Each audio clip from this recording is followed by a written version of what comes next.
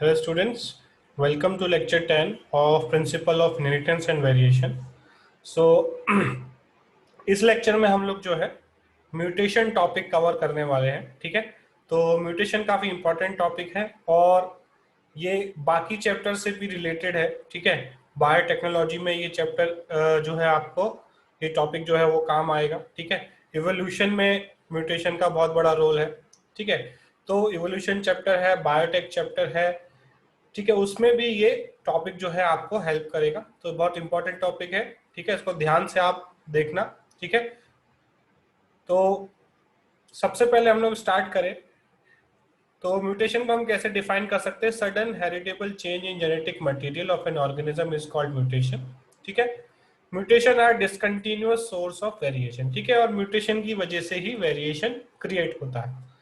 Frequency of mutation जो है वो बहुत कम है, 1 मिलियन में से एक सेल में म्यूटेशन होता है, but it will increase in future due to pollution and destruction of ozone layer, ठीक है। ऐसा हम मान रहे हैं कि पोल्यूशन होने की वजह से, केमिकल पोल्यूटेंट्स बढ़ने की वजह से और ओजोन लेयर में जो है वो पतली होती जा रही है, उसकी वजह से जो है म्यूटेशन का रेट बढ़ेगा, क्योंकि यूवी लाइट जो है वो ओजोन लेयर के थ्रू नहीं आ पाती है। तो ओजोन लेयर अगर पतला होगा तो यूवी लाइट ज्यादा आएगा अर्थ के ऊपर, और UV light can cause large amount of mutations, ठीक है।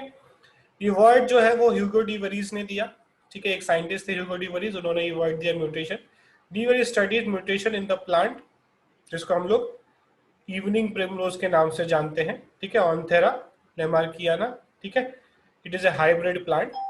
ही गेव द थ्योरी या फिर he propose the theory of mutation, ठीक है, म्यूटेशन थ्योरी ऑफ इवोल्यूशन। तो ये क्वेश्चन एक बार आ चुका है एआईपीएमटी के एग्जाम में कि who gave the mutation theory of evolution, ठीक है। तो ये इंपॉर्टेंट पॉइंट हो गया। उसके बाद this theory was given in support of Darwinism because Darwin was unable to explain the source of variation, ठीक है। तो डार्विन जो है वो सोर्स ऑफ वेरिएशन नहीं बता पाया था, तो उसके सपोर्ट में ये थ्योरी आई और उसने बताया कि म्यूटेशन की वजह से वेरिएशंस आते हैं, ठीक है। उसके बाद Darwin called variation as sport.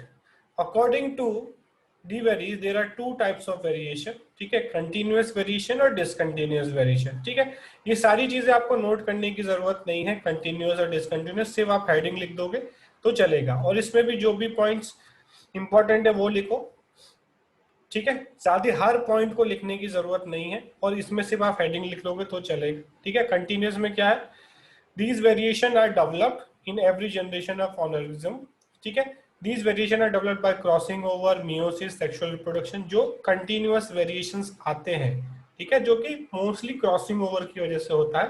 जैसे भाई बहन सब अलग दिख रहे हैं क्योंकि कंटिन्यूस वेरिएशन हो रहा है, हर टाइम जो स्पर्म बन रहा है, हर टाइम जो ओवम बन रहा है, उसमें थोड़ा बहुत वेरिएशन है, ठीक है। इसलिए सिबलिंग्स भी, भाई बहन भी एक जैसे नहीं दिखते, ठीक है।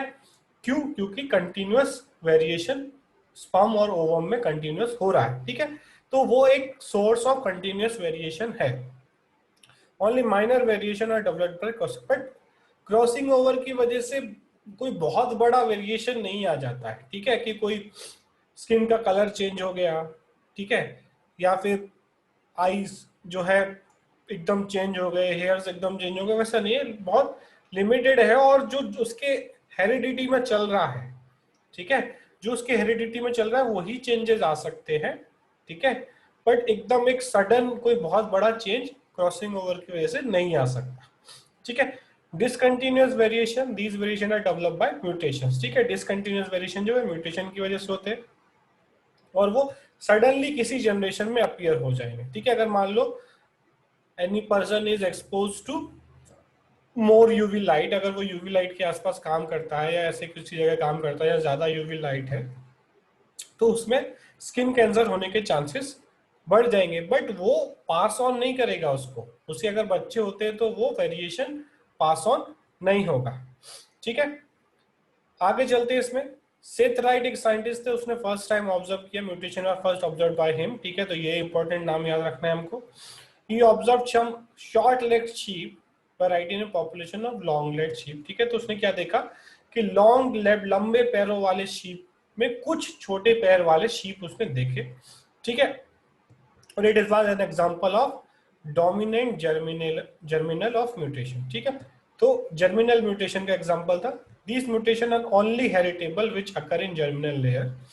ठीक है, while somatic mutation are not heritable। ठीक है, अगर कोई जर्मिनल सेल्स में स्पर्म या एग में कोई म्यूटेशन होता है तो ही वो हेरिटेबल होगा, वो पास ऑन होगा नेक्स्ट जनरेशन में। सोमेटिक सेल्स में कोई म्यूटेशन है किसी केमिकल की वजह से या यूवी लाइट की वजह से, तो वो पास ऑन नहीं होगा। ठीक है, somatic mutation are also heritable in vegetative propagated plants. ठीक है, बट ये एक एक्सेप्शन यहाँ पर हमारे पास है कि जो वेजिटेटिव प्रोपोगेशन से जो प्लांट्स हम बनाते हैं, जो प्लांट्स हम ग्रो करते हैं थ्रू वेजिटेटिव प्रोपोगेशन, उनमें सोमेटिक म्यूटेशंस पास होंगे, क्योंकि वहां पर तो जर्मिनल सेल्स का यूज ही नहीं हो रहा है। ठीक है, वहां पे तो सेक्सुअल रिप्रोडक्शन हो ही नहीं रहा है, तो म्यूटेशन उसमें जो है वो पास ऑन होगा। तो ये एक्सेप्शन हमको याद रखना है। ठीक है, तो Morgan was credited as discovery of mutation. ठीक है, मॉर्गन जो है उसको क्रेडिट मिलता है डिस्कवरी ऑफ म्यूटेशन। ठीक है, he observed the white eyed male Drosophila in a population of red eyed Drosophila. ठीक है, तो जो ड्रोसोफिला है, फ्रूट फ्लाई जिसको हम बोलते हैं, उसका रेड आई होता है कॉमनली, बट उसने देखा कि कुछ व्हाइट आइड जो है ड्रोसोफिला थे, उसी ऑब्जर्वेशन से आगे उसने रिसर्च किया और देखा कि जो सेक्स लिंक्ड कैरेक्टर है ड्रोसोफिला का, जो आई जो है वो सेक्स लिंक्ड है, और उस पर उसने स्टडी किया और देखा कि it is A outcome of mutation. ठीक है, तो ये सब उसने एक्सपेरिमेंट किया, इसमें हमको नहीं जाना अभी, सिर्फ हमको बात करनी है म्यूटेशन की। ठीक है, मुलर डिस्कवर द इंड्यूस्ड म्यूटेशन। ठीक है, induced mutation in Drosophila by the help of X-rays. ठीक है, एक होता है नेचुरल म्यूटेशन, एक होता है हम मैन जो है वो किसी तरीके से म्यूटेशंस कर रहा है, तो हम बोलेंगे इंड्यूस्ड म्यूटेशन, और उसका जो डिस्कवरी किया वो किसने किया, मुलर ने किया। ठीक है, आगे चलते हैं इसमें। म्यूटेशन जो है वो क्या है, ये हम लोगों ने देख लिया, sudden heritable change occurs in DNA sequence that result, ठीक है, changes in the genotype and phenotype of organism, ये सारी चीजें देख ली हम लोगों ने। अब हम बात करते हैं types of mutation.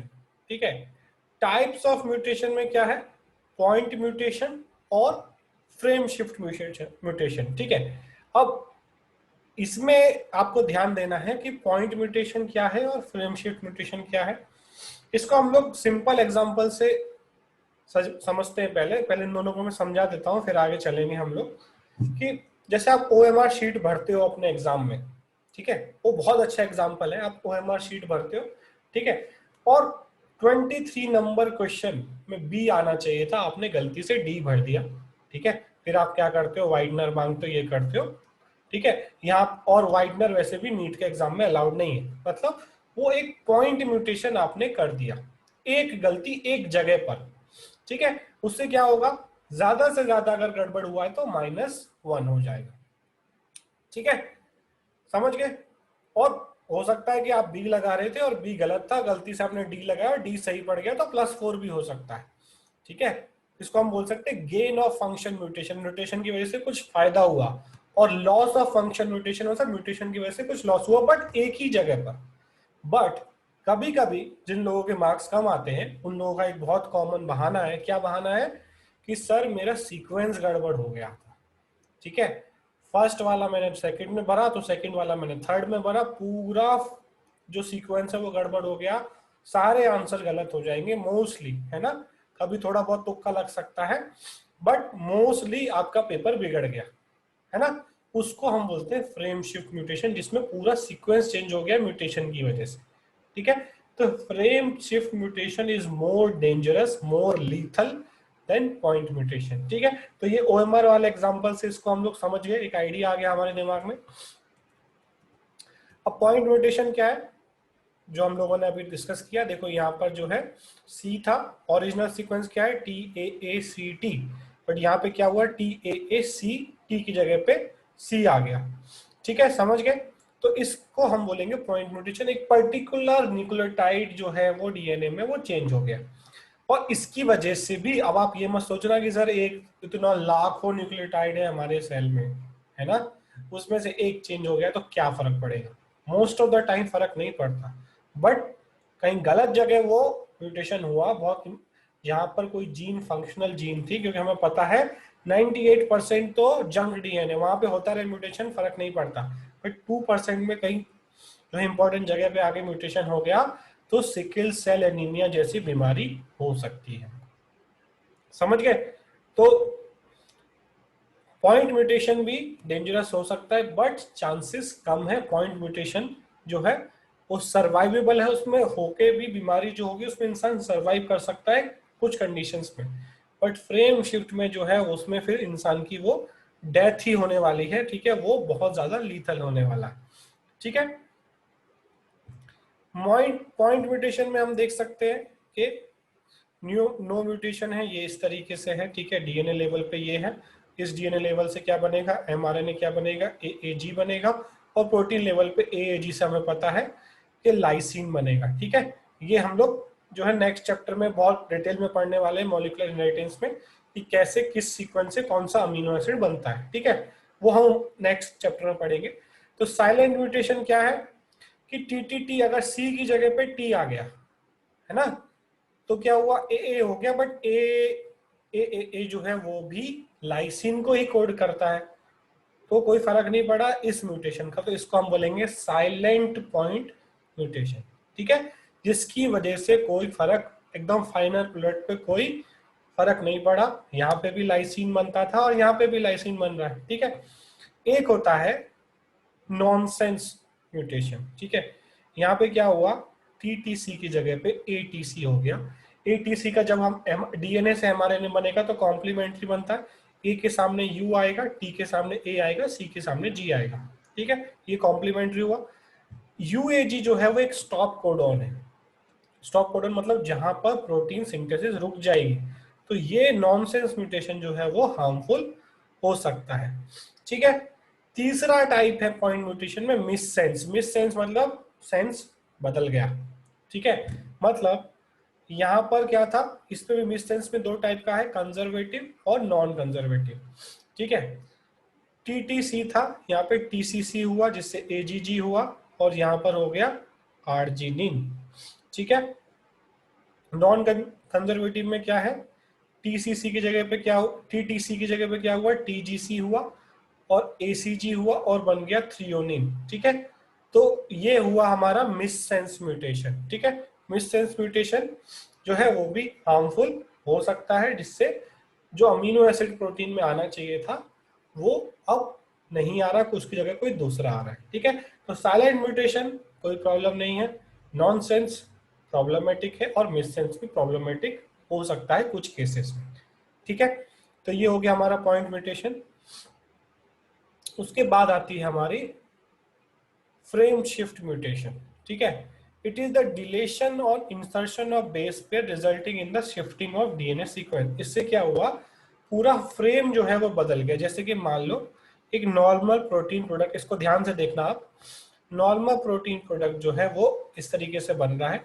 Reading frame जो होता है, राइबोसोम जो एमआरएनए को रीड करती है, याद रखना, वो 3 न्यूक्लियोटाइड एमआरएनए के 3 न्यूक्लियोटाइड को एक साथ पढ़ती है, ठीक है, 3 को पढ़ती है, 3 को पढ़ने के बाद एक अमीनो एसिड जोड़ती है, ठीक है। तो ये है कैट कैट कैट कैट यहाँ पे लिखा हुआ है, ठीक है। तो 3 3 को रीड करता जा रहा है और एक नॉर्मल प्रोटीन यहाँ पर बन रहा है, ठीक है। बट पॉइंट म्यूटेशन क्या हुआ, देखो यहाँ पे पॉइंट म्यूटेशन में क्या हुआ कि भाई ये कैट था, यहाँ पर एक जी आया, बाकी सारा कैट तो सेम है, सिर्फ एक सी की जगह पे जी आ गया, तो क्या होगा, abnormal but still functional protein product, ठीक है, थोड़ा सा प्रोटीन में हल्का सा डिफेक्ट आया है, बट और ऐसा भी हो सकता है कि वो प्रोटीन नॉन फंक्शनल हो जाए, but most of the case में फंक्शनल रहती है, चांसेस ऑफ डिफेक्टिव प्रोटीन कम है। यहां पर क्या हुआ, हमने एक टी निकाल दिया, ठीक है। अब क्या होगा, एक टी निकाल दिया तो शुरू से अगर आप पढ़ोगे CAT, ठीक है, बराबर बनेगा। अब क्या हुआ, CAC पढ़ा जाएगा, ठीक है, दूसरा क्या आएगा कोडॉन CAC, तीसरा क्या आएगा ATC, फिर आएगा ATC, फिर आएगा ATC, ठीक है। तो CAT cat cat cat cat से अलग ही बदल गया, ठीक है।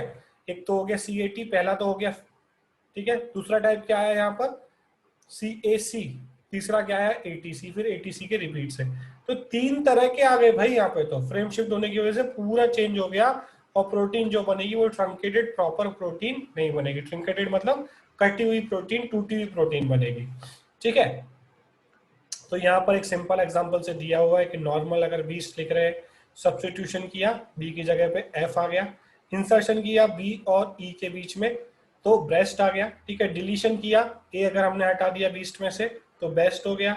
ठीक है, इन्वर्जन कर दिया अगर, ठीक है, ये आगे पीछे कर दिया तो बीट्स हो गया। ठीक है, तो ये एक सिंपल एग्जांपल है समझने के लिए। ठीक है, तो फ्रेम शिफ्ट म्यूटेशन हमको समझ में आ गया कि काफी डेंजरस हो सकता है। Loss, deletion or gain of DNA segment cause chromosomal abnormalities. Chromosomal aberration are seen in cancer cells. ठीक है, तो कैंसर सेल्स में जो है वो फ्रेम शिफ्ट म्यूटेशन होता है मोस्टली, और वो इसकी वजह से जो है सेल जो है वो अब कंट्रोल के बाहर चला जाता है, अजीब सी प्रोटीन बनाने लगता है, उनको एक्यूमुलेट करने लगता है, जिससे हमको आगे दिक्कत आती है। ठीक है, तो ये हो गया हमारा फ्रेम शिफ्ट म्यूटेशन। उसके बाद हॉटस्पॉट अगर हम बोले, प्लेस ऑन डीएनए और gene way frequency of mutation high. अगर मान लो कोई ऐसा जीन है या कोई ऐसा डीएनए रीजन है जहाँ पे चांसेस ऑफ म्यूटेशन ज्यादा है तो उसे हम बोलेंगे हॉटस्पॉट। ठीक है, जैसे कोरोना में जहाँ ज्यादा केस होते हैं उसको बोलते हैं हम कोरोना हॉटस्पॉट। ठीक है, तो जहाँ पे ज्यादा चांसेस है म्यूटेशन के उसको हम बोलेंगे hotspot. In prokaryotes frequency of mutation is high than eukaryote due to naked DNA. ठीक है, प्रोकैरियोट्स में जो है ज्यादा चांसेस है क्योंकि नेक डीएनए है। ठीक है, और जंक डीएनए नहीं है उनके पास। यूकैरियोट्स में एक तो कवर्ड डीएनए है, प्रोटीन कवरिंग है उसके ऊपर, हिस्टोन की कवरिंग है, ऊपर से जंक डीएनए बहुत ज्यादा है, तो उसकी वजह से म्यूटेशन के चांसेस कम हो जाते हैं। ठीक है, अब म्यूटॉन क्या है? It is the unit of mutation. ये क्वेश्चन बहुत बार आया हुआ है कि what is the unit of mutation, उसको हम बोलते हैं म्यूटॉन।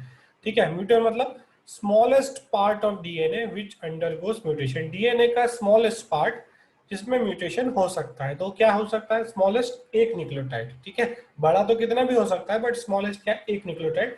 एक न्यूक्लियोटाइड भी चेंज होता है अगर तो उसको हम म्यूटेशन बोल सकते हैं। ठीक है, अब टाइप्स ऑफ म्यूटेशन की बात करें हम लोग तो क्रोमोसोमल म्यूटेशन और जीन म्यूटेशन। ठीक है, क्रोमोसोमल में चेंज आए या जीन में चेंज आए। क्रोमोसोमल म्यूटेशन में क्या है? चेंज इज नंबर और स्ट्रक्चर ऑफ क्रोमोसोम। ठीक है, या तो स्ट्रक्चर में चेंज आएगा या नंबर में चेंज आएगा। क्रोमोसोम नंबर जो है कम ज्यादा हो सकता है। Types of chromosomal mutation, heteroploidy genomatic mutation change in chromosome number, और क्रोमोसोमल एबरेशन जिसमें चेंज इन स्ट्रक्चर। ठीक है, तो हेट्रोप्लॉइडी मतलब नंबर में चेंज और एबरेशंस मतलब स्ट्रक्चर में चेंज। ठीक है, तो यहां तक हो गया हमारा।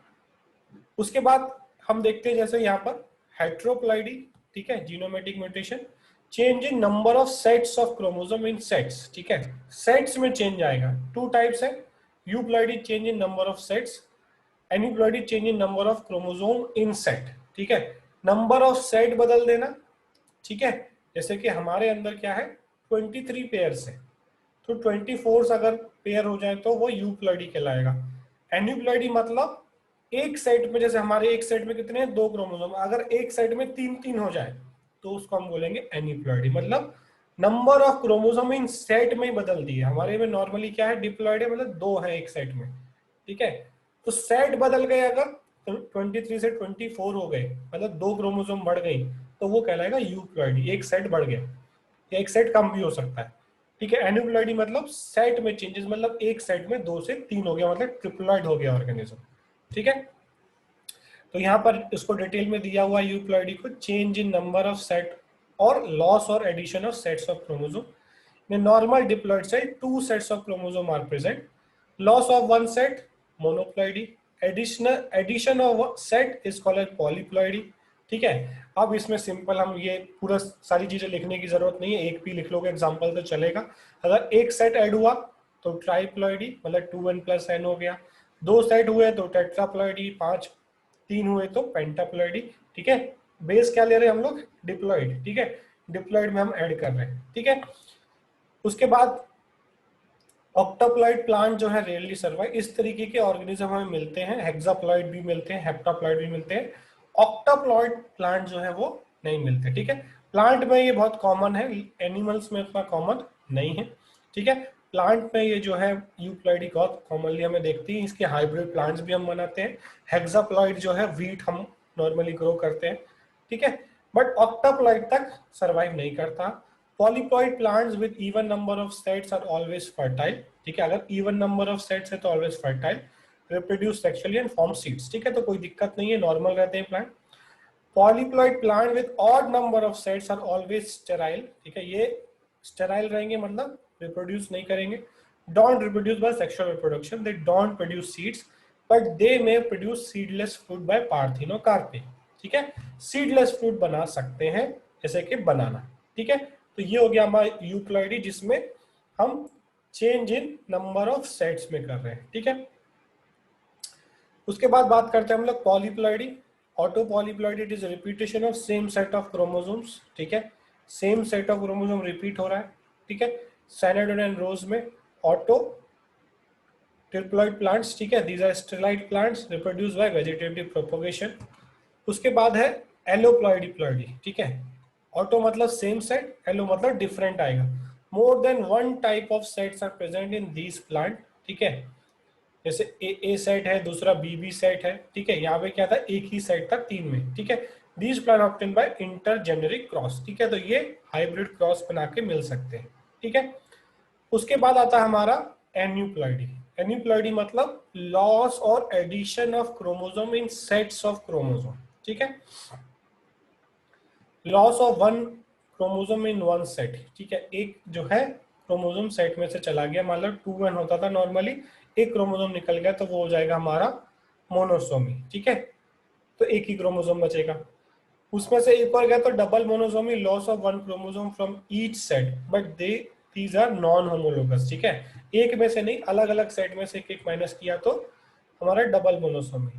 2n minus plus loss of two homologous chromosome, एक जो पूरा पेयर था वो पूरा लॉस हो गया तो उसको हम बोलेंगे नलिसोमी क्योंकि कुछ नहीं बचा वहां पे, ठीक है। उसके बाद hyper aneuploidy addition, 2n plus 1 trisomy, addition of one chromosome in one set, मतलब तीन हो गए सेट में, तीन क्रोमोसोम हो गए, ठीक है, एक और ऐड हुआ तो double trisomy, addition of one chromosome in each set, ठीक है, ईच सेट में जो है वो डबल हो गया। 2n plus 2 tetrasomy, addition of two chromosome in one set, ठीक है, एक सेट में जो है वो दो क्रोमोसोम बने। डबल ट्राइसोमी और टेट्रासोमी में फर्क है। डबल ट्राइसोमी में क्या, addition of one chromosome in each set, ठीक है, जो सेट बना हुआ था उसमें ऐड हुआ, ठीक है, और addition of two chromosome in one set, ठीक है। Cause of aneuploidy in chromosomal non disjunction means chromosomal fail to separate during meiosis, ठीक है, तो मियोसिस के टाइम पे जो सेपरेशन होता है एनाफेज के टाइम पे उसमें इक्वल नंबर का सेपरेशन नहीं हुआ, उसको हम बोलते हैं non disjunction of chromosomes. Means मान लो कि 46 नीचे जाने थे, 46 ऊपर जाने थे, या 23 नीचे जाने थे, 23 ऊपर जाने थे, बट नीचे जो है वो 25 आ गए, ऊपर जो है वो 22 चले गए इस तरीके से, या एक तरफ जो है वो 24 चला गया, एक तरफ 22 चला गया, वो जो होता है प्रॉपर सेपरेशन नहीं हो रहा, इक्वल सेपरेशन नहीं हो रहा है, उसकी वजह से मोस्टली एन्यूप्लॉइडी हमको देखने को मिलती है, ठीक है, ये समझ गए हम लोग। उसके बाद आता है सेकंड हमारा क्रोमोसोमल एबरेशंस, मींस क्रोमोसोम के स्ट्रक्चर में जो है चेंजेस आएंगे यहाँ पर, ठीक है।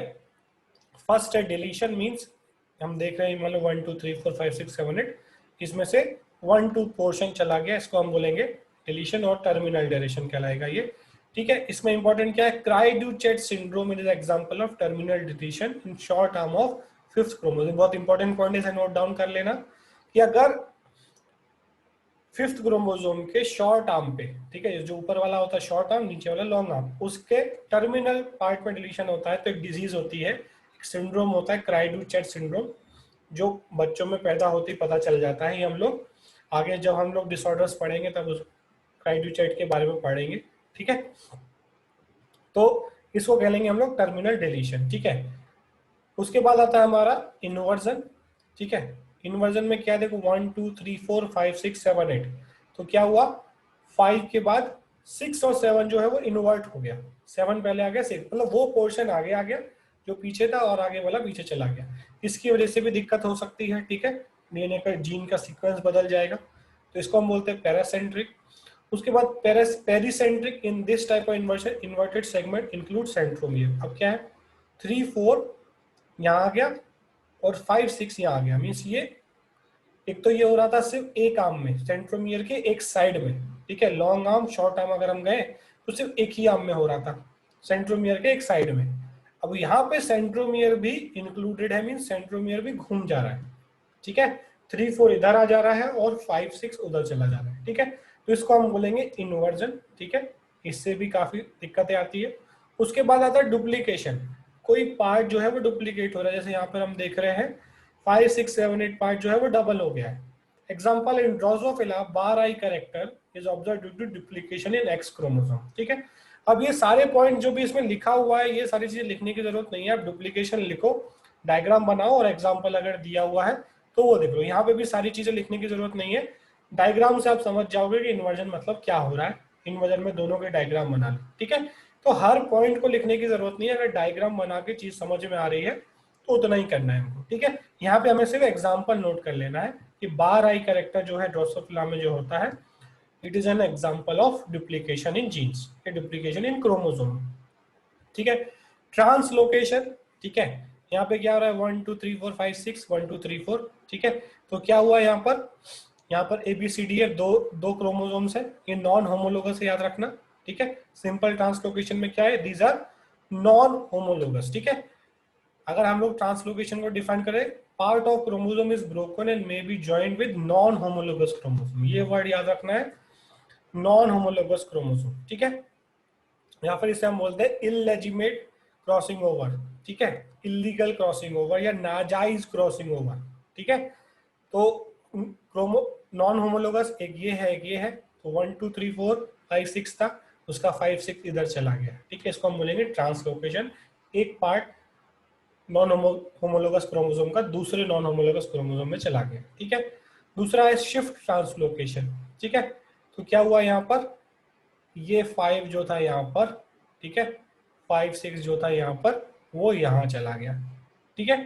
तो ये हो गया हमारा इंटरस्टिशियल, मीन्स कहीं बीच में जाकर ऐड हुआ, ठीक है। इसको हम बोलेंगे सिंपल ट्रांसलोकेशन, ये हुआ हमारा इंटरस्टिशियल, ठीक है। If a segment of chromosome breaks and get inserted in interstitial position of non-homologous chromosome, कोई पार्ट ब्रेक होता है, जैसे 5 6 पार्ट ब्रेक हुआ और वो क्रोमोसोम के कहीं बीच में जाकर अटैच हुआ है, ठीक है, यहाँ पे टर्मिनल पोजीशन में था। रेसिप्रोकल ट्रांसलोकेशन, इसका कुछ पार्ट इसमें चला गया और इसका कुछ पार्ट इसमें चला गया, मीन्स एक तरह से स्वैपिंग हो गई यहाँ पर, ठीक है। तो इसको हम बोलेंगे रेसिप्रोकल ट्रांसलोकेशन, ठीक है। इसका एग्जांपल क्या है, क्रॉनिक माइलॉइड ल्यूकेमिया, जो कि एक ब्लड कैंसर का टाइप है, ठीक है।